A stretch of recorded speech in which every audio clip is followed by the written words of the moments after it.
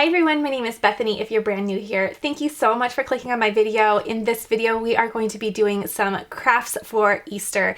And if you missed my live stream last week, I did a really fun live where I did 7 crafts for Easter and it was so fun. We did so many fun things. So go ahead and click on that if you missed it and join in on the fun. In this video, we're gonna do a few more Easter things and I am really looking forward to showing you how to make the several things we're going to make today. One of the things we're going to do is out of cardstock only. This is just paper. We're going to make these cute little baskets. They're very, very cute and fun. Again, only paper. I'm going to show you what I learned when making these. You can use the scoring tool with your Cricut machine, or I'll show you another way if you don't have that little scoring stylist for your machine. We're also going to be making these cute little nesting cups from Cricut. They just came out with these and they're really cute. So I made the first 3 and we're going to do the 4th together. Nesting as in they just sit right perfect with one another, just like this. Let's see if we can get it to focus. There we go. And I had a little coordinating theme going on here, and I have little bunnies, some kind of like pastel confetti looking one, and then a really nice mint gingham or kind of plaid look. But I love how these look, and we're going to do the 4th one. I can't wait for you to see the 4th design. I'm not going to share any more about what we're going to do because I want to keep some of them as a surprise, but I'm excited to show you all the little coordinating themed gifts I'm going to be doing, or not gifts, but more crafts that I'm going to be doing today because I just love this time of year and I hope to inspire you. We are going to be doing a long door sign though. I will tell you that is so cute, and we have lots of vinyl that we're going to be using, so that will be fun as well. If you enjoy this, please be sure to give it a thumbs up. I guess that really helps my videos, so go ahead and give it a thumbs up and let me know what your favorite craft is in the comment section below. Also, tell me something good that's happening. Let me know if you have any fun things going on at your craft table as well, and let's go ahead and start the very first craft. Thanks for watching. Okay, so the first thing I want to do is I want to do a really neat vertical sign, and I think this is going to be really, really nice and pretty. We're using a lot of different colors of vinyl, so I found this really nice wooden sign at Michael's, and it's really nice and long. I'll try to link it down below if I can, and it had 3 little bunnies at the top with little wooden tails. Now you probably could take some pom-poms and add if you'd like. I'm going to go ahead and just keep them simple like this, but go ahead and take that step. It came in a natural wood just like this, but then I went and applied my favorite chalk paint to the surface, and I think I did 2 coats to make it exactly how I would like it. So I will be sure to link all of the things I'm using in the description box below the video. So if you want to know the file that I'm using or the design I'm using and the materials, transfer tape, all of that fun stuff, be sure to check the description box below, and I am going to share all the things that you're going to be seeing today. So real quick, I'm going to grab some transfer tape. Actually, before that, what I'm going to do is I'm going to have to do this sideways because that's how it's going to fit on my desk here. But it's going to say Happy Easter, and I went ahead and just cut each letter in a different color, doing a little rainbow here. Now I'm going to just lay them all out really quickly to get an idea of placement. So just getting an idea of how much to put in between each letter. And I know you can't see the bottom one, but I will zoom this to the left as I go so that we can always see what I'm currently working on. Okay, so I'm going to start with the happy, and I'm going to go all the way down. I really love all of the colors here. I think it's going to be really pretty and nice and bright. Very fun for Easter. So let me grab one piece here for this happy. And you, of course, can use any colors that you would like. Now, I will say the happy letters had little cuts in them. So they were hollow. So they had little lines and dots in them, but I went ahead and went into design space and I clicked on the word happy and then I contoured those out. It's personal preference. You can definitely have them with the letters, with the dots and the lines in them, but I just wanted this to be really simple, so I went ahead and just contoured out. I just want to mention that though, in case you got this file and you were wondering why mine looked different than yours. So you can make that creative call based on how you want yours to look, but I just went ahead and took them out. Just I wanted a little simpler of a look. So let me grab a weeding tool, grab my transfer tape, just a little corner here, and lay this down just like that. Okay, here we go. front and back with that burnishing. It's my favorite little trick to help the vinyl stay down. There we go. And then peeling away the back cutting sheet. There we go. Okay, so now, full disclaimer, this probably won't be perfect. It's one of those things where I have 1, 2, 3, 4, 5, 6, 7 different elements of vinyl here, and I'm bound to maybe be a little imperfect with it, but you know what? As long as you're having fun, that's all that matters, right? And just having fun and doing your best. I think those are the two most important things. So, just a little disclaimer that I'm going to give myself a little grace here because I know it might not be completely perfect, but you know what? I'm going to enjoy it no matter what. Okay, so happy. Peeling this off. One of my favorite things about this transfer tape now is that it comes on a liner, so I can place this right back over because this is too small for me to continue using for the remaining pieces. So I'll just save this for another project, but it still has plenty of stick left, so I don't want to throw it away. But I probably can do the rest of my letters. We'll see how far I can get with one piece of transfer tape since they are all roughly the same size. So I'm going to trim down. You know, I love this transfer tape for another reason, and that is because the grid lines. It makes measuring and getting really nice straight pieces so easy, which I think in the long run also makes me a little less wasteful because then I trim, you know, just what I need and not anymore. Not that I haven't been wasteful with transfer tape from time to time. It happens. Okay, so just like to poke the edge somewhat like I am weeding my transfer tape, if you will.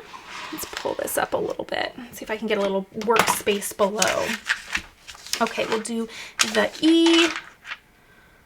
Okay.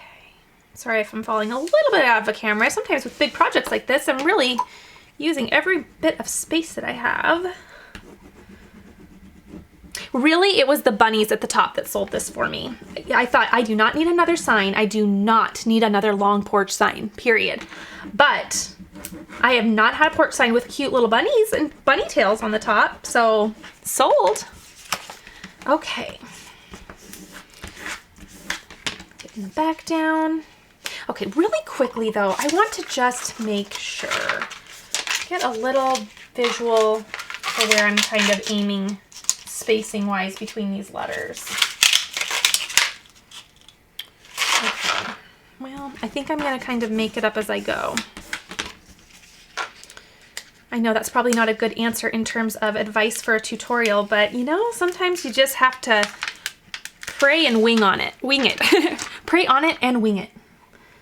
Okay, so I'm going to go maybe about an inch. Maybe about an inch. I'm going to put the first one down. That's what I'll do. I'll put the first one down and then, let's see. That looks good to me. I'm just making sure the E is straight. Okay, I think that looks good. I'll put the first one down. Is that straight? Let me see. Well, it's going to be now. This kind of has a wonky, wonky lines on this font. Now, I don't know font information because this is an SVG, but it kind of makes it hard to, you know, find what line you want to make straight because I don't think these all kind of line up as they should. Being careful with my weeding tool not to scratch my paint, though I will use it to grab just a little corner of my transfer tape here. Okay, perfect. Now I will reuse my transfer tape for my next letter and I'll just keep going here.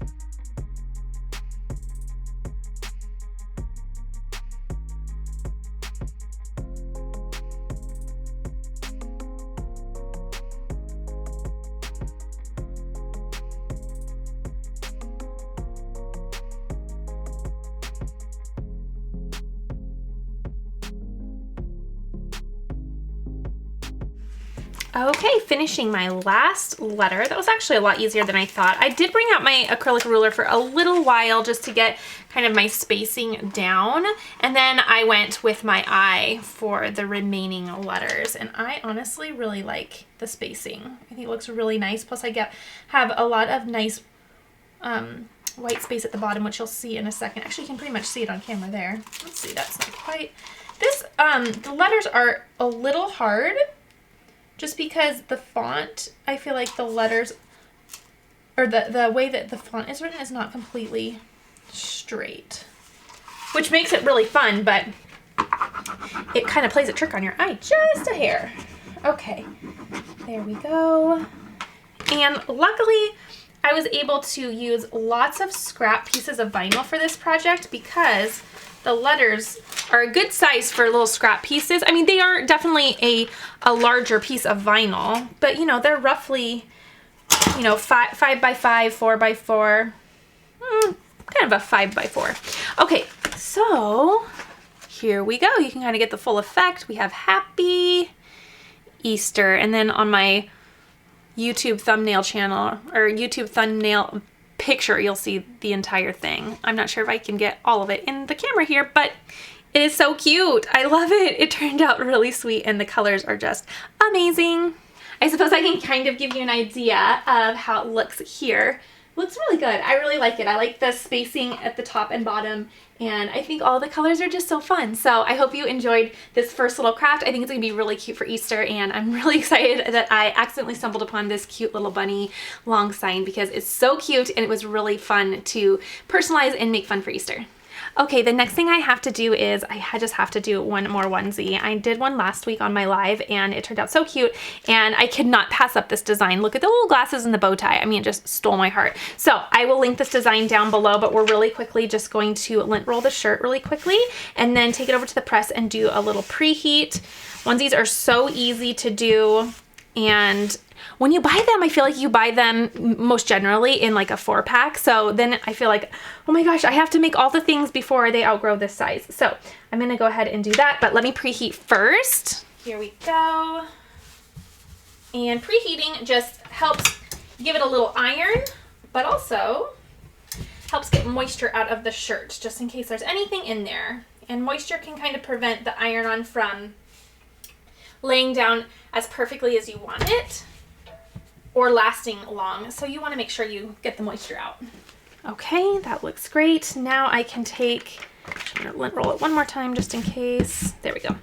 Okay, and then I like to hug the design around the neckline about an inch, maybe even a little less.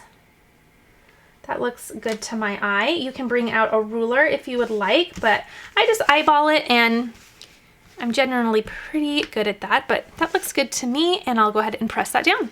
There we go. You are also welcome to use the pressing pillows if you find that your seams are preventing you from getting a nice even press. I have found that the pressing pillows aren't very necessary for me. My press does a pretty good job without them, so I'm gonna go ahead and skip that step because I just haven't ever found it worth the time. That's just for me though. So I'm gonna do 305 for about 15 seconds. Okay, there we go. I'm gonna let this cool down and then we will peel up the liner. Like I always say, going and placing it on a cooler surface really, really helps to draw out that heat, and it helps it cool down quicker. So if you are an impatient crafter, or if you just don't have a lot of time to craft and sit around and wait for things to cool, go ahead and just place it on a cool surface. I like to just kind of run my hands over it as well, just to kind of draw out that heat. And then you can literally feel it cool off. It's really kind of crazy. Okay, so now I will just peel off that liner, monitoring all my edges. Everything laid down really nice though. Because this usually is a really harsh peel, and because I have really, really thin pieces of iron-on, I'm gonna go ahead and just, even though everything laid down really nice, I'm gonna place my liner right back over and just give it a little bit more heat, because the second time I go to peel this off, it's not gonna be that initial harsh peel, and I feel like it's just always a little better for it to just have a little bit more heat, but that's just me. Okay, so I'm just gonna do about 10 seconds. Just something I like to build into my workflow, but you can skip it if you prefer to. Okay, there we go. Again, letting it cool down just a little. There we go. And then the second time you peel it off, it's not as, you're not tugging as much. So I feel like you're not disrupting the vinyl as much. It just makes sense to me. It's something I do. So, okay, there we go. That looks really, really good. And we are all done. I guess I didn't really give a little close-up look at that little design. So there you go. The glasses just sealed the deal for me. And the bow, oh my goodness. We already have a little collection of bow ties, and the bow ties are just where it's at. So cute. So the next thing we're going to make are these cute little paper baskets, and they are the perfect size to hold an egg, and they're so, so cute. The little design comes with some bows. So the bow can be used two different ways, and I have two on mine, but you can take it off. See, there's just this little tab here in the middle. It's kind of like a paper clip, but you can put it on the front, and then you can have one on the front, one on the back. Or what you can do is you can press together the handles, and you can clip the top with the bow and have the bow be at the top. How cute is that? And this is all just from cardstock. So I'm gonna walk you through this. I used a nice thick cardstock for the base. I wanna say, I'm not sure exactly what pack I used it from, so, because I don't have my paper all packaged up anymore. So I wanna say it's probably around 110 pound, but very, very thick, and the thicker the better, because obviously it's going to be much more sturdy. And then I used a double-sided thick scrapbook paper for the little bows. So I'm gonna lay this down because I want to just show you kind of where we're going with this. I think it's a little helpful in projects like this to see where the final look is going as we're assembling it. So I went ahead and cut this out on my Cricut machine.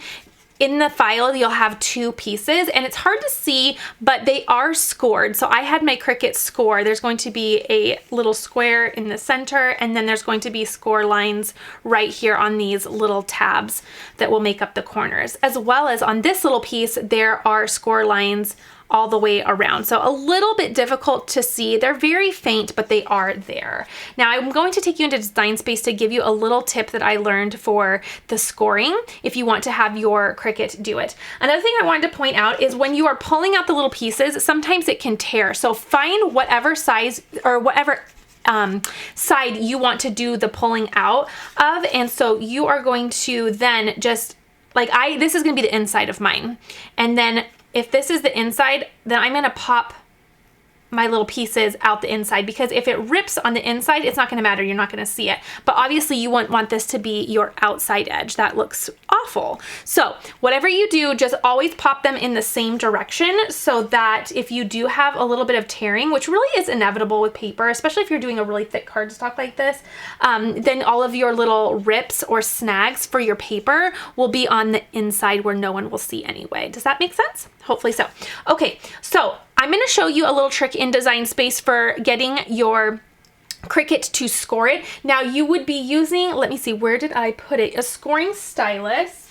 Here it is. So you could use your scoring stylus and insert it into your Cricut machine. I believe only the Maker and the Explore machines can. I do not think the Joy has the capability of doing this. In fact, this actual project is too big for the Joy anyway, so don't even worry about it.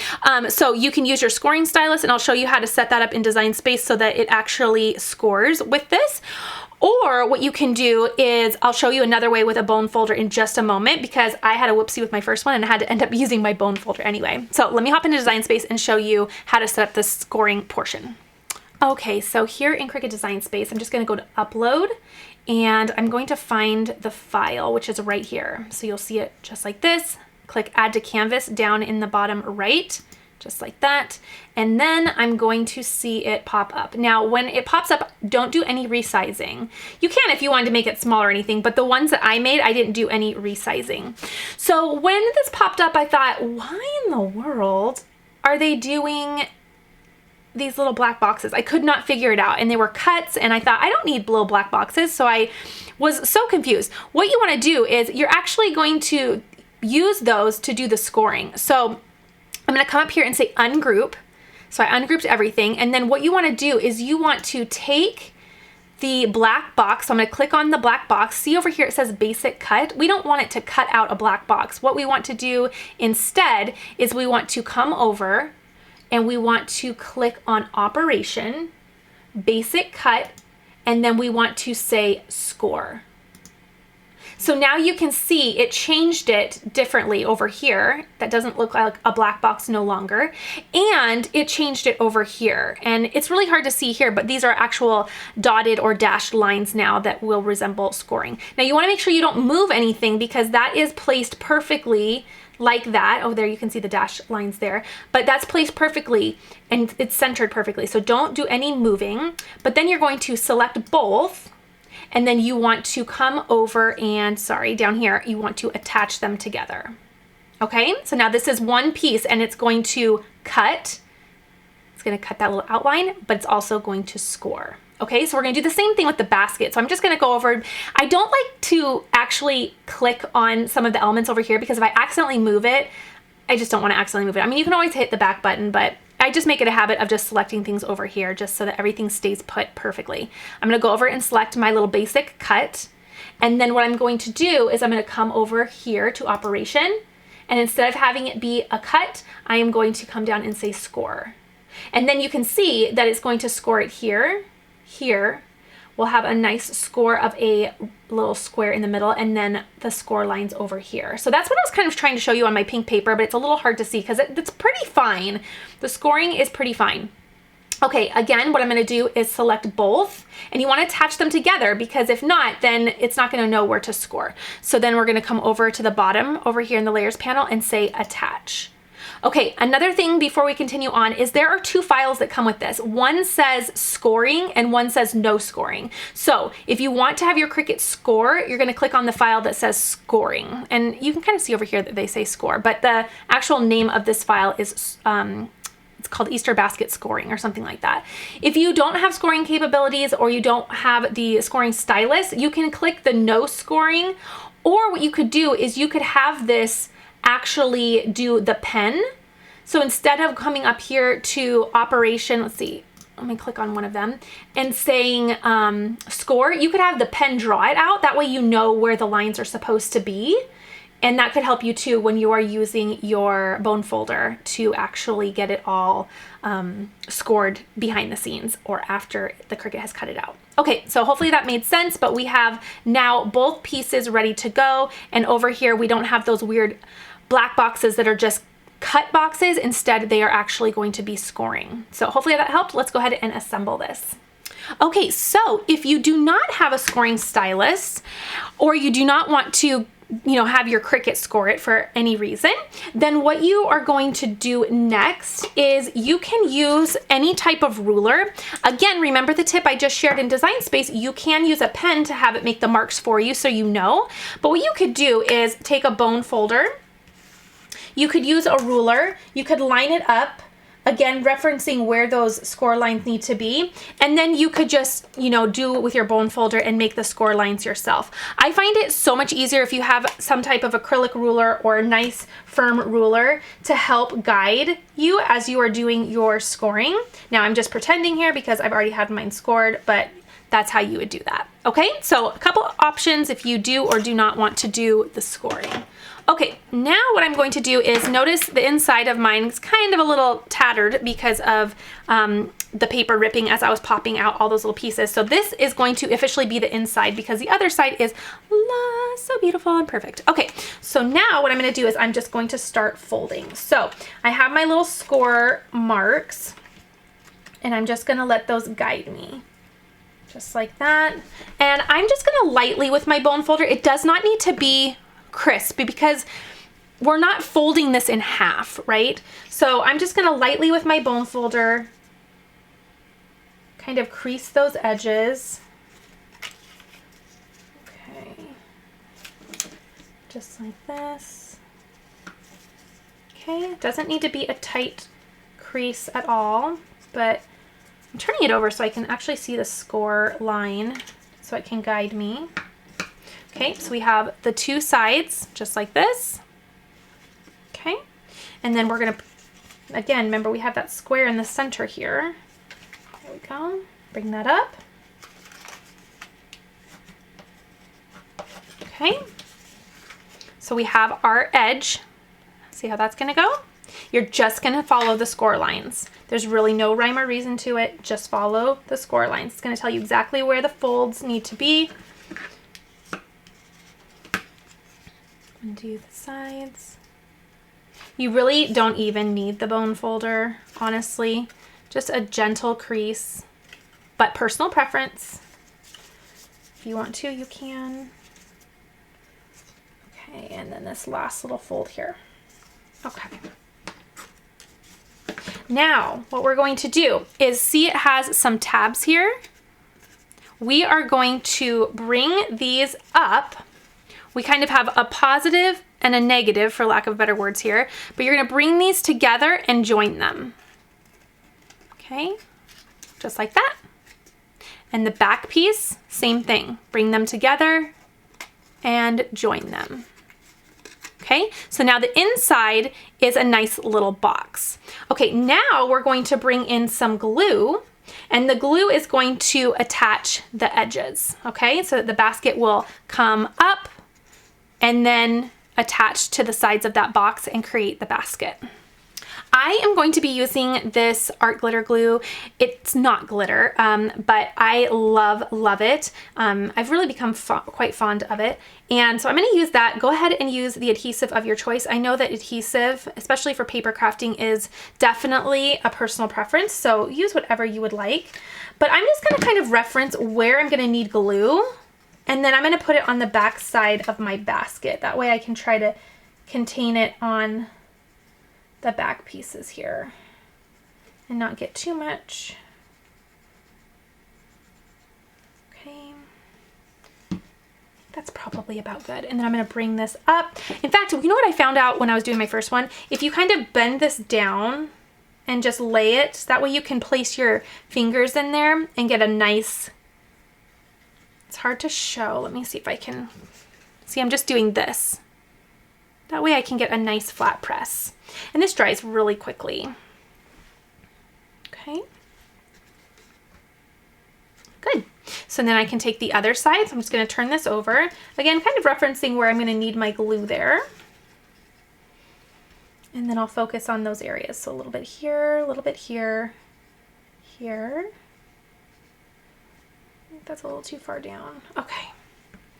And then again, I'm just going to fold it down onto the glue and then press. Just a really light press. Now you can see just a tiny bit of glue seeping out. If you get a little too much, don't worry, it dries clear, and then you will never ever know after. Okay, so that's good. How cute is this? Okay, so now we have this inside part. Now this inside part is going to help find a little area and support area for the egg. So I'm just going to, again, you saw in Design Space kind of where we're going in terms of folding. So I'm just gonna fold, fold,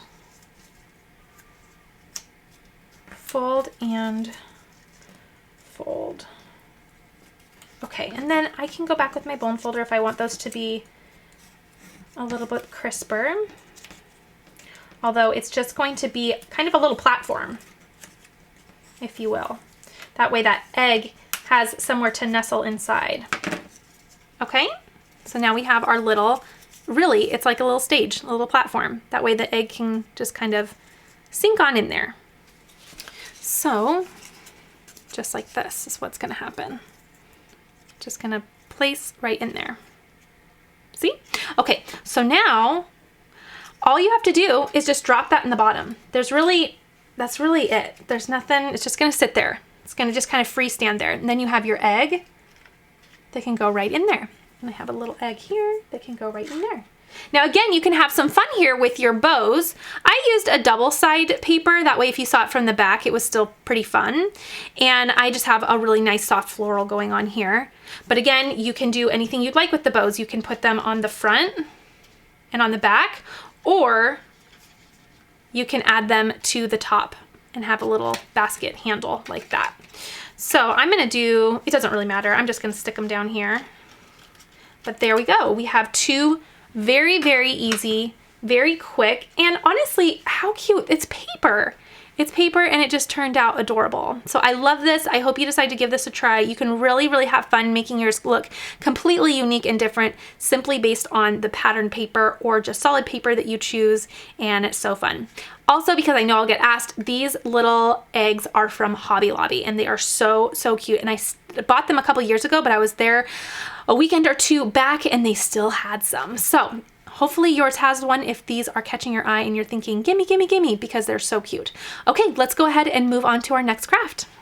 Okay, so as I shared last week in my live and also at the beginning of this video, I have been having fun with the new nesting cups from Cricut. So when I saw they came out, I didn't get them right away just because I didn't have a project in mind, but I eventually did splurge and get the box of them, and they come in a set of 4. And one thing I really like about them is that they are each individually wrapped in an individual box. So not only is this really, really just nice and thoughtful, but also this gives you an individual little box if you want to give these separately as gifts. You already have all of the packaging already and you could decorate this box and make it all fun, but I like little thoughtful things like that where everything is individually wrapped. So the first 3 I did buy these designs all together in a bundle, but I did a cute little bunny stripe, then I did this little confetti, and then I also did more of like a plaid or gingham, if you will, in that mint color. And I just love how they are all fun and coordinated, and I love the size of them because I think they'll be really fun for kids. So nesting cups, in terms of the little lip on the bottom, allows it to sit into the cup below it. And this, how cute would this be in a little coffee bar? I really want to get one of those little coffee stands or coffee trees where you can just hang them next to our Keurig or something like that. I think that would be really fun and a really fun and purposeful way to decorate your kitchen, right? So I'm going to lay these off to the side so you can kind of see how cute they are. I really, really like this one. But my final one is going to be some darling little carrots. And if you notice right now, it's a little bit muted, right? It's very, very bland, but when this ink gets heated up, and we are going to actually be using the Cricut mug press to do this, but when this heats up, it takes on the true color. So that will get a little bit more vibrant. Now, we are doing this as sublimation. So what sublimation means is that you are going to need a sublimation blank. So these are sublimation mugs, and I did print out my design on sublimation paper with my sublimation printer with sublimation ink. Say that 10 times fast. So I say that and take the time to remind you of that because I do get a lot of questions on if this can be done on any type of printer, which is no. And I also get a lot of questions of, can I just buy a Dollar Tree mug or any old mug? And the answer also is no. You want to make sure, and you have to make sure, that you are using a sublimation blank with the sublimation ink and paper and printer. Okay, so now that all that good stuff is out of the way, let's go ahead and show how to actually make the mug. So we're going to take it out of the packaging. Again, you know that packaging is just thrilling me to pieces. So let me grab this out of there. Oh, I think this is actually closed. Okay, sorry for the noise. Okay, so we have our packaging here. And now what I'm going to do is I'm going to take a lint-free cloth and I am just going to rub down the surface. Now you want to make sure there is no lint or oil on the surface. Some people prefer using an actual lint roller to do this portion, but I've always found the lint-free cloth to just work better for me. Not only do I think it removes the actual lint, if any, but it removes smudges, because if you're handling it, you're getting smudges. And I just don't think that a lint roller actually handles the smudges or remedies that situation. That is why I like to do the rag, but go ahead and do whatever you would like. Okay, once you think that that is all good to go, you can put your rag away, and then we are going to be placing our sublimation design on our sublimation paper. We're going to put that around the mug. Now, when I'm doing sublimation mugs, in all of the tutorials I've done so far with the regular mugs, I've always just placed my mug like this with the drink side up on my actual surface and then applied around. And I do that because when you put your paper around, then if your paper is snug on the counter, then you know it's straight. However, because we have this little lip, there's an opening there. So if we were to do that, then our design would go down it would not be lined up at the top, and you'd have just design going into blank space here. Does that make sense? So for me, what I thought when I was doing my first 3 is I noticed it was easier for me, and I'm sure other people are doing this. I'm not sure. I haven't watched any other nesting cup tutorials yet, so I'm sorry if I'm repeating this. Maybe someone else has already discovered this. But I turned mine over, and then making sure that this is in the right direction too, okay? Because you don't want to have your design upside down because your cup is now upside down. But if you do it upside down, then your cup is flush with your table. So then when you go to wrap this, you know that your paper is going to be perfectly straight with the top of your mug. Does that make sense? Clear as mud? Okay, so I'm gonna wrap just like this, tape, and I'm using a heat resistant tape. The next step is we are going to place it into the mug press, which is hot, hot, hot. So you do not want to use any tape. You want to make sure you're using a heat resistant tape. Okay, and I think I sized my design at 8.5 by 3. Now, of course, you're gonna want to do your own measuring. If you don't like that measurement, then go ahead and tweak it to what you want it to be, but I did 8.5 by 3 and I liked that. Okay, so then I'm going to use 3 layers of butcher paper. I will link the butcher paper that I like to use for sublimation down in that description box below, as well as all the other materials. But I'm going to use 3 layers of that, and I'm going to place that on top.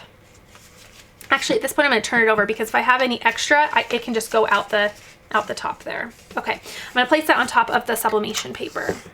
Okay, this is just going to help protect the inside of my mug press. Should any of that ink leak out, then I know it's going to go on paper and not on my press. If you get ink on the inside of your press, or if you're doing, you know, a t-shirt or something like that and you're using a tabletop press, if ink gets on your press, then it will sublimate onto the next project you do, and so it can ruin it. So you don't want to do that. Okay, so now I'm going to have my mug press here. It is green, all ready to go. You also will see 5 lights at the top, and that's your progress bar. It's just going to keep lighting up, lighting up, lighting up. When you get 5 lights, it'll chime, and then you will be all ready to go. Oh, what I'm going to do now is I'm just going to go at an angle, place that down, making sure that my design is covered by that mint area, so making any adjustments I need, and then I'm just going to press down.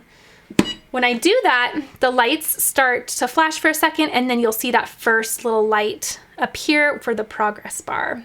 So I'm gonna let that go ahead and bake / cook, for lack of a better word, and then I'm gonna get all of my heat stuff ready for when that comes out. I like to have just some type of little trivet available.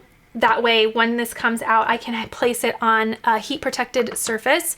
It's gonna be very, very hot. Now, if you need me to slow down for this type of tutorial, I have an entire playlist on the Cricut mug press.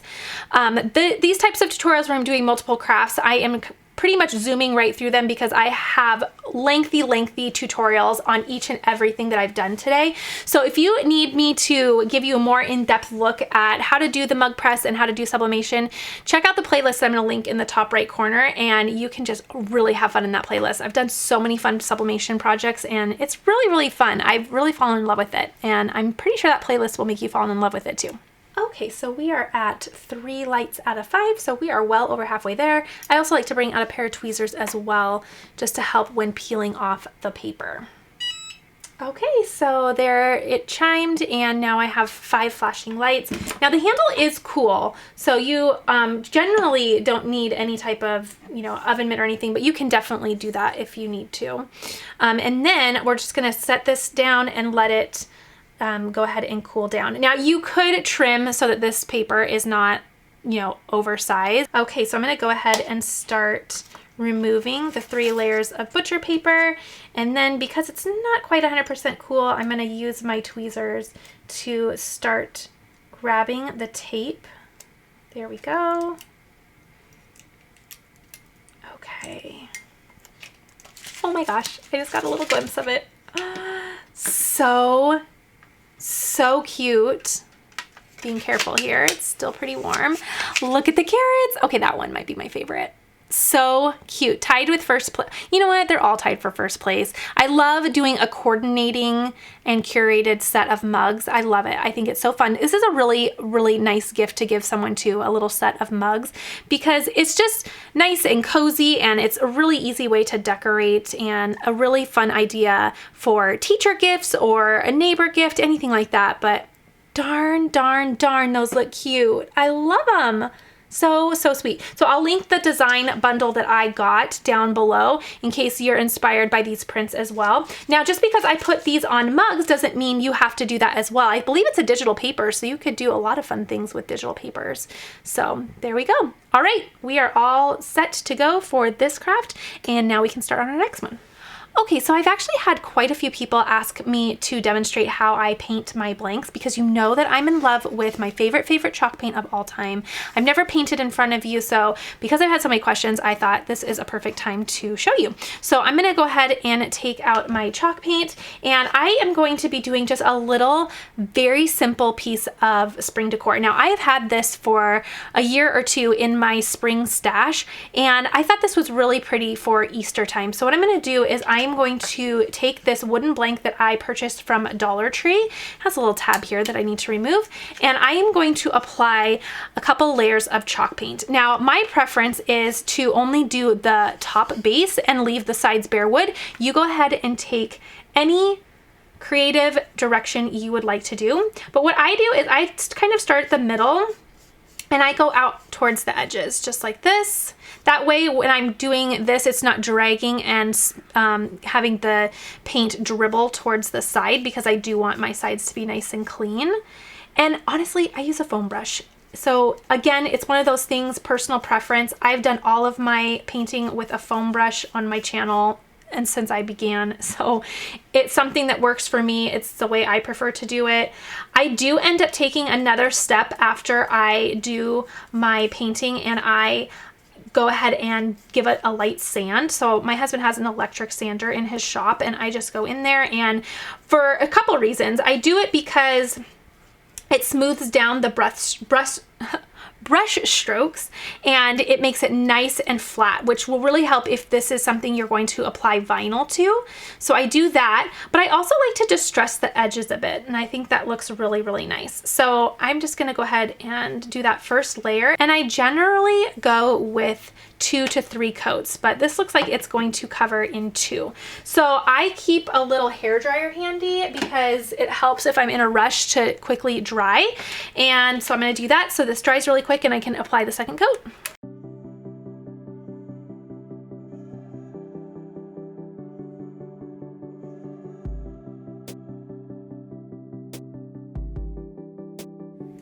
And you see, I'm really not going in any particular direction here. I'm sure professional painters all go in one direction here, but the thing is I don't want my paint to dribble along the edges. So I like to go in the middle and just kind of go kind of like a sunbeam out because of the look I'm going for. And also I'm going to sand it next. So you're not going to see that I went in a million different little directions because my brush strokes will be non-existent after this. So this final one I don't blow dry because I just let it sit for a few hours, because after this I'm going to go ahead and do the electric sander and distress the edges. So I'm going to go ahead and just set this off to the side, and we will come back to it when it's nice, dry, and sanded and ready to decorate. But there we go. All done. I like how the edges look.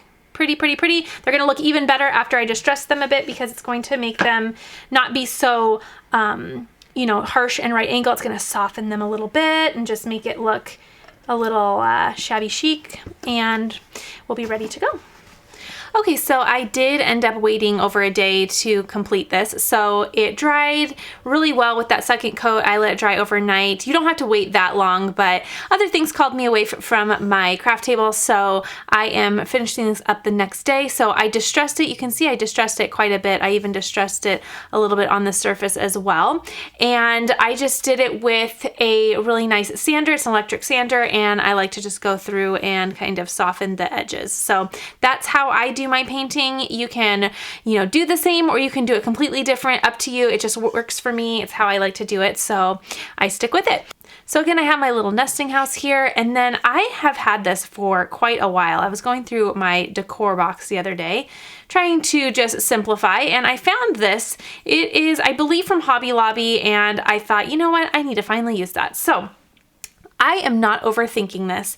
I am simply going to glue this to the front because I personally think that is quite adorable. So that's all I'm going to be doing with this craft. You could of course take it a step further and add a little vinyl saying or anything else that you would like, but I am just going to keep this nice, super soft, sweet, short, to the point, and I think it's gonna turn out super cute. At least it will, and definitely fit in at my home. So I'm just going to do that, set it down, press, press, press. Gives you a little time to rotate. I'm just using hot glue, but you can use the adhesive of your choice if you have something else in mind. And that is it. Super simple, super to the point. I really like it. I think it is just something that is really fun and colorful, yet very, very simple. Now I'll probably have to kind of mess with this one little, there we go. I was gonna say one kind of looked a little bit out of sorts there, but I think that looks really sweet. Okay. I also have a tutorial, I think I did it a couple years ago, where I did something very similar, but I added a phrase inside. If I can find that tutorial, I'll link it up here for you in case you want to decide or see how you could take this a step further. So let's go ahead and start our next craft. The next thing I want to do is I want to make a simple round. So this came in a bare wood. I got it from Target. It's that Mondo Llama brand, which is somewhat new to Target at the timing of this filming at least. And I had my hubby apply a coat or two of some stain, and I really, really like it. I will have the stain information linked down below, but I really, really like this color. And let me tell you, I have gone through quite a few stain color options and finally found exactly what I'm looking for. So again, I'll link that down below if you like this as well. So I have a little round sign decor cut out here on my Cricut. Again, I'll link that down below as well, but I am simply going to place it on here. Now you could take this a step further and add a little ribbon or something like that if you wanted to hang this on a door. I am simply, and you'll see in a little bit, I'm simply going to have it be kind of a freestanding piece of decor for our kitchen. And I'm just going to have it just kind of leaning up against our subway tile in our kitchen. I think that I love that look, and so I'm definitely loving this exact design idea, and this SVG was just really, really pulling at my heart, and I definitely wanted it for my kitchen. So I am just going to take about an inch of that transfer tape. When I have a lot of transfer tape going down on a lot of design, I like to just do a little bit at a time. So I just expose about an inch, inch and a half, and I lay that down on the top, press it down, and then I like to rotate mine just because it works better for me for this next step. But I just take this little lip that I folded down, start pulling, and as I pull, the remainder of that transfer tape will just start falling and laying down over the remainder of the design. So we've got that, looks great. And then I will just burnish the front and back, and then you'll see this design in just a second. It is super, super cute. I really, really like it. Okay. There we go, and turn over and do the same. And I believe that there was a second design that came with this one that was really cute as well. I went with this particular one, which you'll see in just a second. Okay. Make sure I get all of my designs here. Whoops. There we go.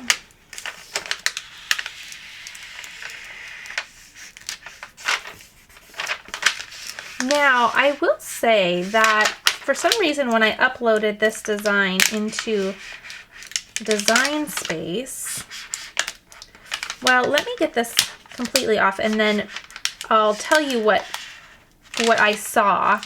That way you can kind of get a visual as I'm explaining it. So now when I'm working with a big design like this, and you know, there's a lot of material going on, sometimes halfway through, I will just take a pair of scissors and I will start trimming away everything that I have removed. And that just really makes it a little bit less stressful and less intimidating. Because if this falls back onto the vinyl, sometimes it can actually re-stick onto the vinyl, and then it really can get into a mess in a hurry, and it can really make one cranky in a hurry. I know I have just about or have ruined a project because of this part right here and having something fall back onto my design when it wasn't intended to do so. So sometimes less is more. A lot of times less is more. Okay, this last little bit and we will be ready to go. Okay, there we go. That looks great. So now I'm just going to simplify my space here. That way it's less overwhelming. I'll see the direction. Now, another thing you want to consider is if you want to hang this and your round does have, you know, hardware options or hanging options, like this does have 2 options here, what you would want to do is you want to make sure that that part is that side up. Now, even though I'm not going to hang this, I still am going to make sure that that is at the top, just in case down the road I do decide to hang it, or if down the road I decide to donate this or give it to someone else, then they have that option as well. Okay, so I'm just going to, you can use the parchment paper method for this. I'm just going to kind of center it as best I can. And I think that looks great. Okay, so I am going to just lie this down. I like to just kind of run my hand over it first, then I just go and reinforce that with a scraper. Now, the part that I wanted to tell you about, but I wanted you to visually see it, is when I uploaded the file, for some reason the bunny I think was over here instead of centered. And so what you have to do is just ungroup the file and all of the layers and then move the bunny back towards the center. Yours might not do it, but if yours does that, I just wanted to tell you how I fixed that because mine certainly did. Okay. And then once you do that though, make sure you attach your file back together so that you can either attach it or weld it together so that it cuts exactly where it's supposed to. That little C didn't quite get enough pressure, but that just really, really looks so nice. And I love the contrast of the white vinyl with that stain. It's just so pretty. Okay. So there we go. Again, take it a step further. If you'd like to make this a door round, you could add the ribbon to the top and the ribbon loop as well. I did do that to a door round in my previous video, which was the live. So if you want to know how I did that, then go ahead and check out that video. But very, very cute, very easy. I love how simple this is, but I love the contrast, and I just think all of the details are just really, really pretty on this. Okay, let's go ahead and move on to our next craft. The next thing I want to do is I want to do a shirt, and I saw this design and I needed to have this shirt for myself. So I went ahead and cut it out on some white iron-on, and I think you're gonna love it as well. So I am going to just begin weeding. Again, all the supplies will be linked in the description box below the video, and reveal this really fun design.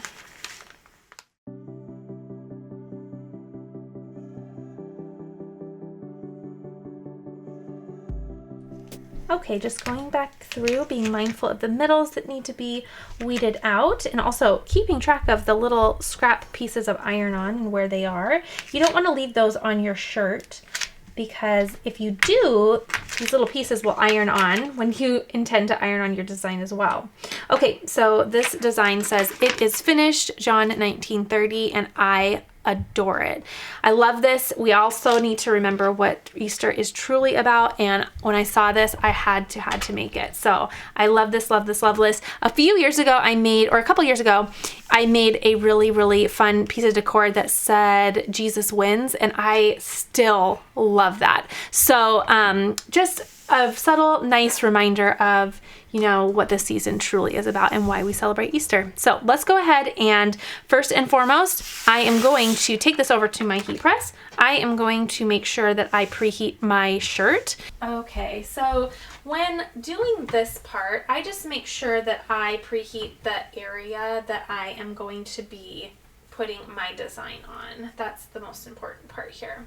So I just do it for about 5 to 10 seconds.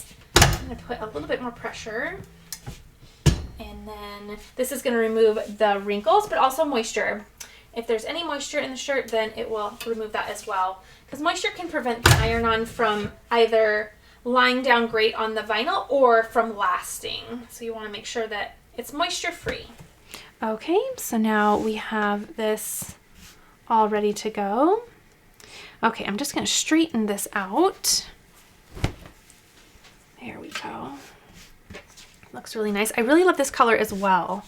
This is the Bella and Canvas. I got it from Michael's, and they were actually having a sale when I picked mine up, so I picked up a couple because I think it had to do with getting 2 of something. So not sure if it was buy one get one or buy one get one half off, but I definitely needed 2 in my cart. Okay, here we go. Little lint roll. Make sure we are lint free. Okay, and then just put this design where we'd like it. I think just about there looks really nice. Now, I personally don't have a hard and fast rule about 2 fingers, 4 fingers, blah, blah, blah. I visually do it each and every time. So if that's something that you like to do or something that really works for you, then go for it. But I really think it depends on the type of shirt you're using, the type of cut the shirt has, the style of the shirt. So I visually look at it individually for the shirt that I am making and make that judgment call then. So I think that looks pretty good. I might move it a little bit. I like it. I like the placement where it is up and down, but I might move it over just a little bit. Okay, I think that looks really nice. Okay, I like that. Okay, so now I am just going to press that onto my shirt. Okay, there we go. Press that down. I'm doing 305 for about 15 seconds, and we'll see how well that does. Okay. Now I'm just going to let that cool completely and peel up the liner. Okay, beginning to peel up that liner. It looks amazing.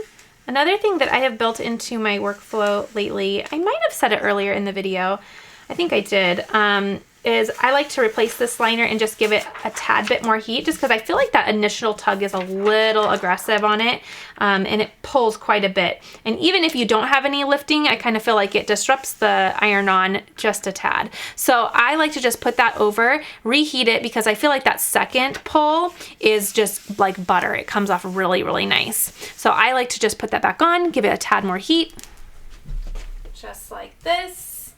I like to also make sure my collar is off of the heat area. That way I get a nice even press. And I do just about anywhere from 5 to 10 seconds more. And so that's about good. That was about 8. There we go. Okay. And then that second peel is just butter. And I feel like it just feels good. It feels right, if that makes sense. Okay, so there we go. I love this, love this, love this. Again, a good reminder of why we even have Easter and what it's all about. So I will definitely be wearing this for sure. I love it, love the colors, and I just love the message. Okay, so let's finish by doing our last craft. Okay, every once in a while I am in the mood for a really fun button craft, and today is the day for that. So what I did is I have a cute little, I want to say it's about 3 by 5 little piece of wood here, and these are from Michael's, I believe. And I just applied some chalk paint just like you saw earlier in the video. I applied some chalk paint. My favorite chalk paint is down below as well. And then I am going to add a little bit of vinyl and then some buttons to the top. So I have a whole video on how to do button art that goes a lot more in depth, but basically what you're going to do is find a shape that you want to do your button art with. In my case, I'm going to do a cross here, and get your vinyl roughly close to the color of your buttons. Now I'm doing kind of a pastel mix here, so it wasn't just going to be one color, but it's in that, you know, tone of where it's going to be. So you wouldn't want like a dark navy cross or anything like that, because you're going to be covering this and using this as a template, covering it with buttons. And if for some reason a little vinyl, you see that underneath, then it won't obviously stand out. You could even take it one step further and just do white on white. For the sake of this tutorial, I didn't want to do that because it'd be hard for you to see, but you could do that as well, because in person you would definitely be able to see it fairly well. Okay.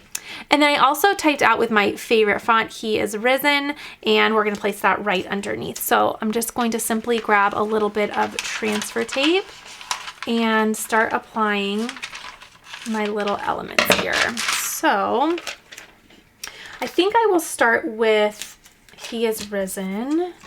Let's see, there we go. And get that nice and down, and then I'll put my little cross on there as well. So font information will be down below. This font, I am truly convinced that you can type just about anything with it and it looks beautiful. I love having it in my collection because it's just a go-to. It seems like you know, there are some fonts where they only look good sometimes. I'm sure you've run into this because it's something I struggle with, and I can sit around looking for fonts for hours, and it's kind of embarrassing, and honestly, who has the time for that? But having this font, you know, in my little toolbox is so handy, because every time I remember to use it,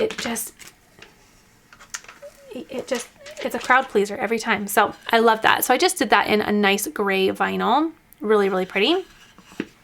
And then I'll just reuse this vinyl for my little cross template here. So this little jar, I know you'll ask, this is from Hobby Lobby. I think it was around Valentine's Day that I found it, and I've had it in my craft room, and I'm trying to think what to do.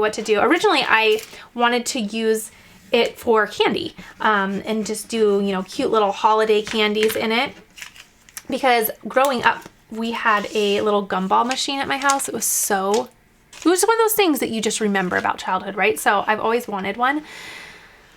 But I just never put candy in it, and I thought the other day it would be so cute with buttons so that I can just enjoy it all the time with my craft supplies. So that's what I did. Okay, centering that visually and laying that down. Looks great.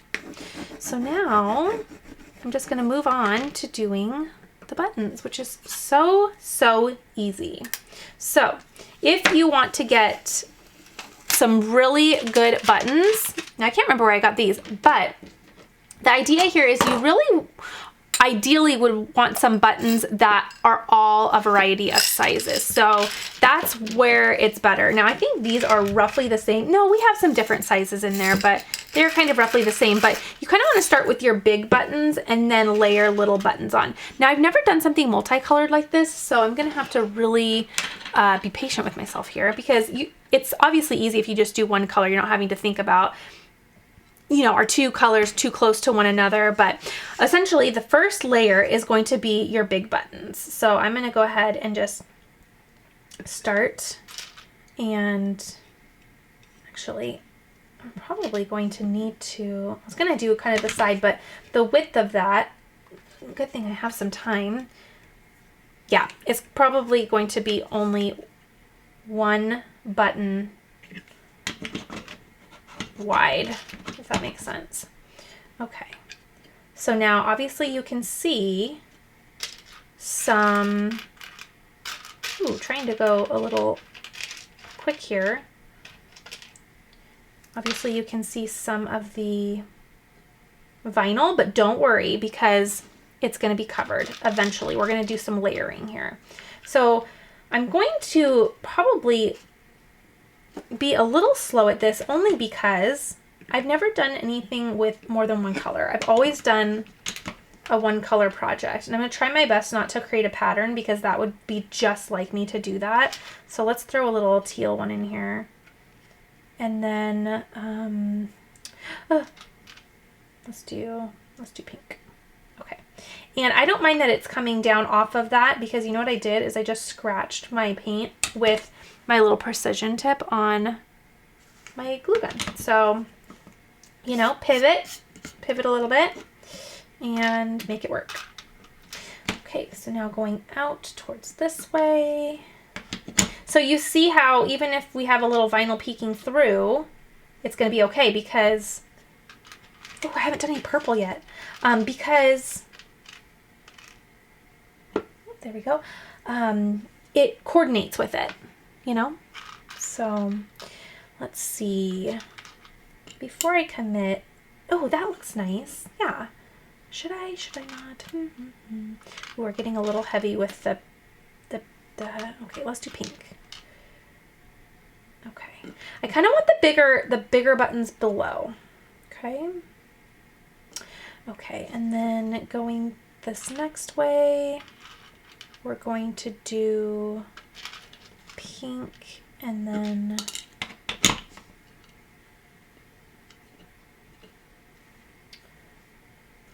let's do blue. Oh, we've only done one blue. Okay, good job, Bethany. Oh, way to make it random. You know I struggle with random. I struggle so much with random. Okay, but I think that works. I think that's fine. Now what we're going to do, let me bring it up there.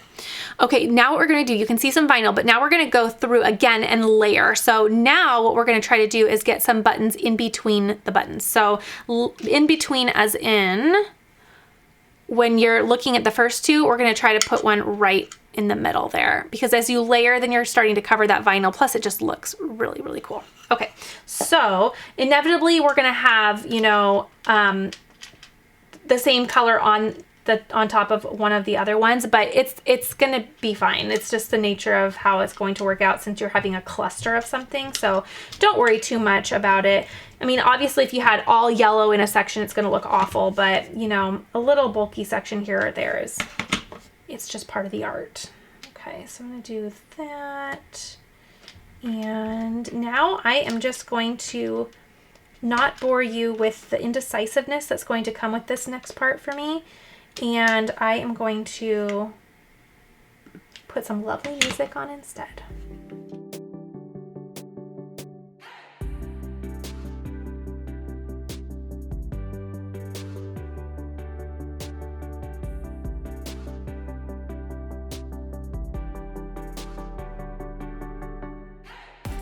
Okay, like any good craft, you have to know when to stop, because if you do too much, then it ends up ruining it. And right there is where I feel like is a good stopping point. So I'm going to go ahead and stop there. I love how that looks.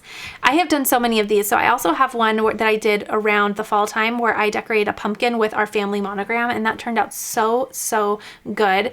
And I'm trying to think, but I'm drawing a blank on what the other one was that I did. I want to say maybe it was around Christmas time, but I could be mistaken. So anyway, just wanted to inspire you with a fun way. We all have buttons lying around, and I really loved this because they were really fun in pastel theme, which you know is just perfect for this time of year.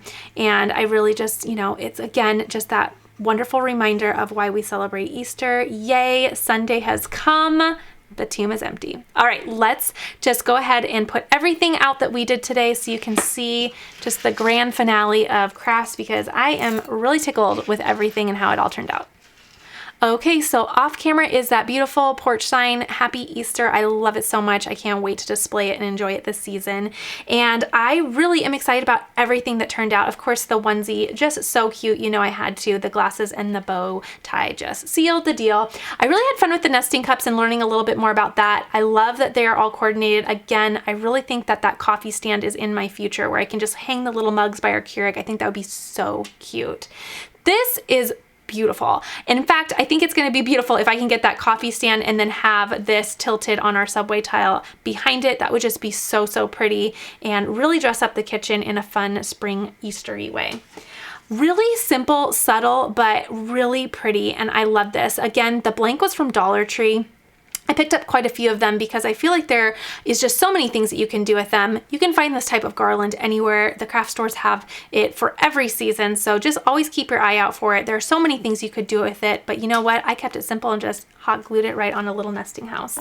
The paper baskets were just ridiculously easy. I love it. Again, there are a couple ways that you can do it with or without the scoring tool, so I hope you tried this out. It was just a fun way to kind of step out of my normal comfort zone of what I usually do and have some fun with paper. So I really loved how these turned out, and I think they would be a really fun gift. You could definitely make these in bulk very easily. And then a little simple button art is always a good idea. We all have buttons always lying around our craft room, so it's just a fun little way to use those up, and I like how this turned out as well. My favorite is the shirt. I really, really love it, and I hope everyone has the best Easter. And I really hope you enjoyed this video. If you did, please let me know what your favorite craft was today. I hope you enjoy this season and holiday with your family. Remember what it's truly about, and be sure to give this a thumbs up if you enjoyed it. I will see you in the next video. Happy Easter.